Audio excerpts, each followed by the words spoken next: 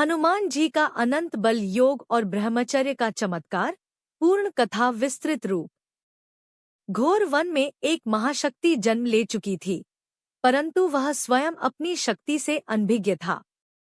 अंजनी पुत्र, केसरी नंदन, पवन पुत्र हनुमान, जिनके जीवन का हर क्षण अद्भुत और रहस्यमय था।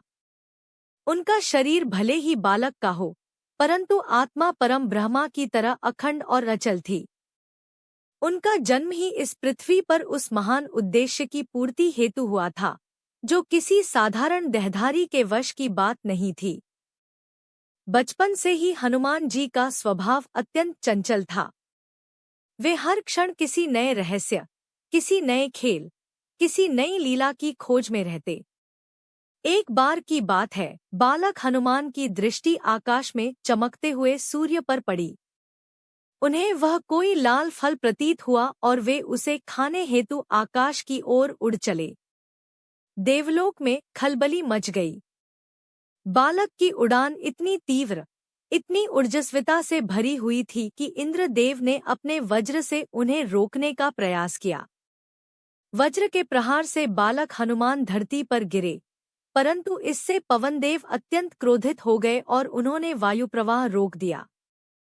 तब समस्त देवताओं को पृथ्वी पर आना पड़ा। उन्होंने हनुमान जी को आशीर्वाद दिए। ब्रह्मा से लेकर विष्णु और शंकर तक सबने उन्हें ज्ञान, बल, अमरता, यश और सिद्धियां प्रदान की। लेकिन यही वह क्षण था जब हनुमान जी की महाशक्ति की दिशा को नया मोड़ मिला।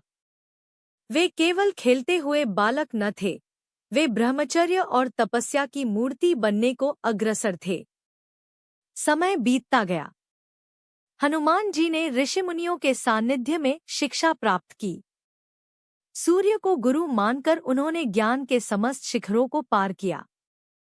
परंतु एक बात जो उनके जीवन का सबसे महत्वपूर्ण और चमत्कारिक पहलू बनी, वह थी उनका अखंड ब्रह्मचर्य। उन्होंने नारी स्पर्श तक से दूर रहकर अपने शरीर को वह ऊर्जा दी जो देवताओं को भी चकित कर दे। ब्रह्मचर्य उनके लिए केवल संयम नहीं, अपितु एक योगिक बल था। जब वे एकाग्र होते तो उनका संपूर्ण अस्तित्व ब्रह्मा से जुड़ जाता।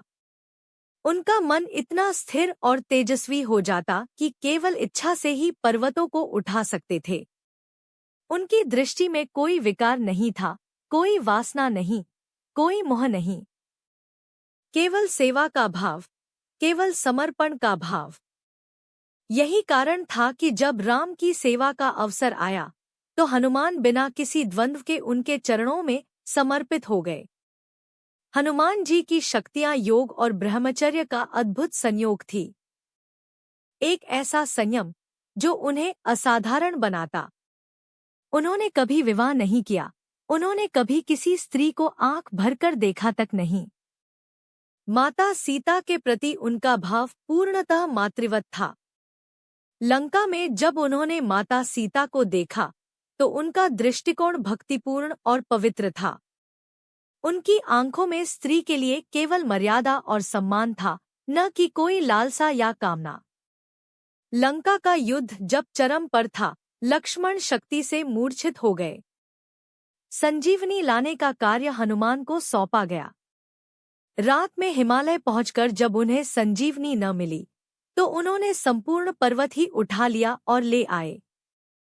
यह बल केवल मांसपेशियों का नहीं था, यह बल था उस साधना का, उस संयम का, जो वर्षों की तपस्या से उपजा था। ऋषिमुनियों ने कहा है, ब्रह्मचर्य पालन से जीव अजरमर भाव को प्राप्त करता है। हनुमान जी इसका जीवंत प्रमाण बने। राम के वनवास के पश्चात जब वे अयोध्या लौटे तब भी हनुमान उनके चरणों में ही रहे। उन्होंने कभी कोई सांसारिक सुख की इच्छा नहीं की। जब श्रीराम ने धरती से विदा ली तब भी हनुमान जी राम नाम जपते रहे। वे आज भी जीवित हैं, राम कथा के हर स्थान पर गुप्त रूप से विद्यमान रहते हैं। उनकी सिद्धियां केवल युद्ध और ताकत तक सीमित नहीं थी। वे अष्ट सिद्धियों और नव निधियों के स्वामी थे। वे इच्छानुसार रूप बदल सकते थे, अनंत वेग से गमन कर सकते थे, जल और अग्नि में अविचल रह सकते थे। परंतु इन शक्तियों का मूल कारण उनका तप, उनका योग और उनका अखंड ब्रह्मचर्य था। कई बार भक्तों के मन में प्रश्न उठता है कि एक वानर रूप में जन्म लेने के बाद हनुमान जी ने इतना संयम कैसे रखा। वे साधारण नहीं थे। उनका जन्म ही एक तपस्या से हुआ था। उनकी माता अंजना ने वर्षों तक पवनदेव की आराधना की थी, तब जाकर उन्हें वरदान मिला और पवनदेव ने अपने तेज से हनुमान को उत्पन्न किया। अतः उनका शरीर केवल शरीर नहीं था, वह योग और अग्नि का मेल था। कहते हैं, जो साधक ब्रह्मचर्य का पूर्ण पालन करता है, उसके भीतर एक अग्नि उत्पन्न होती है। वह अग्नि न केवल उसके शरीर को ऊर्जा देती है, बल्कि उसकी चेतना को ब्रह्मा से जोड़ती है। हनुमान जी की चेतना इस कदर प्रज्वलित थी कि वह जहां भी जाते, वहां का अंधकार दूर हो जाता। उनका नाम ही भय को हरने वाला था। भीम रूप धरी असुर संहारे, रामचंद्र के काज संवारे। रामायण के युद्धों में उनका हर कार्य ब्रह्मचर्य की शक्ति का साक्ष्य था। वे रावण की सभा में निर्भीक होकर गए। उन्होंने रावण के पुत्रों का संहार किया, लंका को जलाया, और फिर भी उनका मन एकदम शांत और निर्मल रहा। यह केवल योगी पुरुष ही कर सकता है। एक और उदाहरण लो, जब वे अशोक वाटिका में माता सीता से मिलने गए, उन्होंने अपना आकार छोटा कर लिया। वे किसी भी स्त्री के पास जाने से पहले ध्यानस्थ होते, मन को स्थिर करते, ताकि उनके हृदय में कोई विकार उत्पन्न न हो। उनके मन में केवल सेवा भाव था। राम कथा में एक प्रसंग आता है, जब श्री राम ने उन्हें कहा, हनुमान, तुम्हारे जैसा भक्त मुझे आज तक न मिला। हनुमान जी ने उत्तर दिया, प्रभु, मेरा होना ही तब सार्थक है जब मैं आपकी सेवा कर सकूं।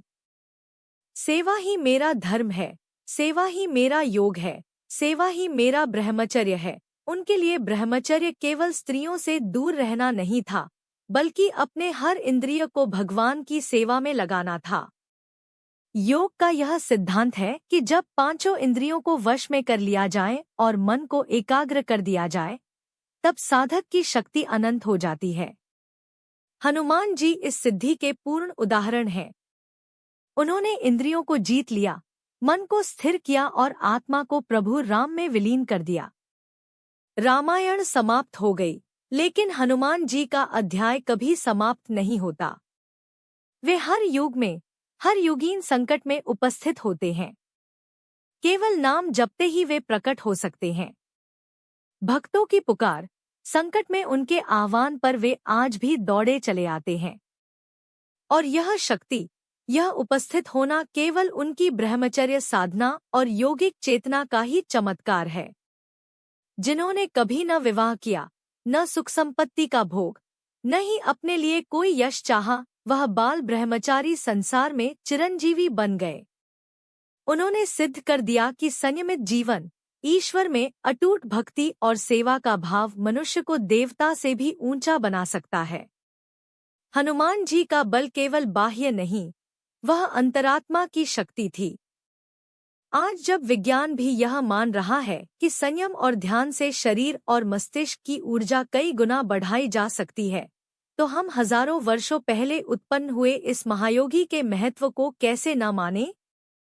हर मंगलवार, हर शनिवार, जब भक्त जय बजरंग बली कहकर उनके समक्ष दीप जलाते हैं, तो वह केवल एक देवी देवता की पूजा नहीं होती, वह उस योग, उस ब्रह्मचर्य, उस शक्ति की पूजा होती है जो हनुमान जी ने अपने जीवन से प्रमाणित की।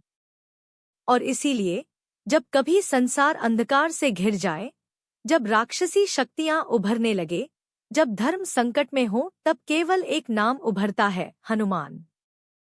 क्योंकि वो केवल वानर नहीं, वो साक्षात ब्रह्मचर्य का चमत्कार है। एक ऐसा चमत्कार जो आज भी जागृत है, आज भी अमर है, आज भी अपराजय है। यदि आपको यह कथा पसंद आई हो, तो लाइक करें, शेयर करें और चैनल को सब्सक्राइब करें, जहां हम ऐसे अद्भुत महाकाव्यों को जीवंत करते हैं।